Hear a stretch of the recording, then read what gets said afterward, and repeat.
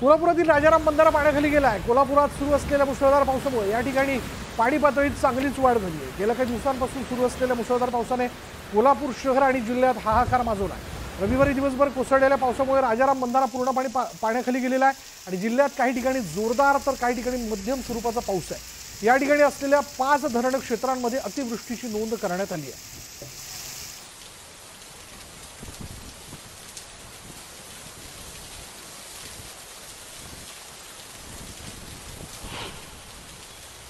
पुणे जिल्ह्याच्या मुळशी तालुक्यात रात्रभर झालेल्या मुसळधार पावसामुळे स्मशानभूमी जी आहे ती पाण्याखाली गेली आहे। पुणे कोलाड महामार्गावरील पिरंगूट इथे तात्पुरता बांधलेला भराव पावसामुळे पाण्याखाली गेलाय, तर नवीन पुलाच्या कठड्यापर्यंतही पाणी आलं होतं आणि या ठिकाणच्या ओढ्याला बंधाऱ्याचं स्वरूप प्राप्त झाल्यानं सकाळपासूनच या ठिकाणी बघ्यांची मोठ्या प्रमाणात गर्दी झालेली बघायला मिळाली।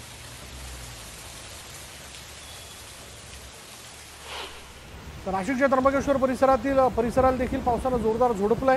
त्र्यंबकेश्वर रोडवरील पिंपळगाव गरुडेश्वर भागात झालेल्या ढगफुटी सदृश्य पावसाने पिकांचं मोठ्या प्रमाणात नुकसान झालंय। पावसाच्या पाण्यानं पिकं वाहून गेली।